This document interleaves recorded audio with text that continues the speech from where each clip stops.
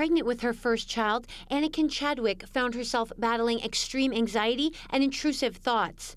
The mom from the Sunshine Coast says her midwife referred her to a perinatal mental health team. I was struggling so much, and so I don't know what I would have done if I didn't have the midwife to take the reins. But in Victoria, the way that support is offered is changing. Midwives in Victoria received a letter from Island Health last year advising them of a significant change. Referring patients to a mental health specialist can now only be done by a primary care provider or specialist physician.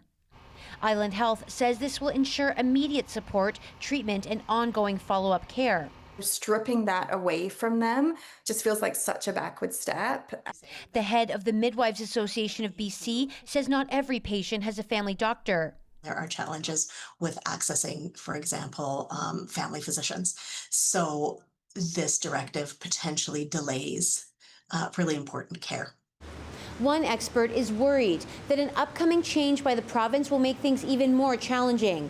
The Health Professions and Occupations Act, which takes effect next April, removes mental health support, counseling, and advocacy from midwives' scope of practice. A midwife is a primary care provider during pregnancy, birth, and postpartum.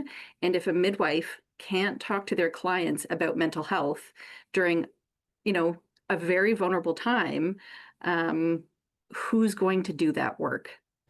BC's health minister insists that just because the language around midwives' scope of practice is changing, it won't limit the care midwives are providing. And midwives will continue to do the amazing work that they do in supporting women and people who are about to give birth and have just given birth.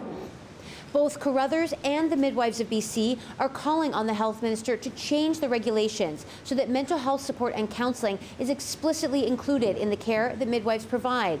If midwives can't provide mental health support or referrals, the consequence, they say, is further clogging the already backlogged primary care system. Katie DeRosa, CBC News, Victoria.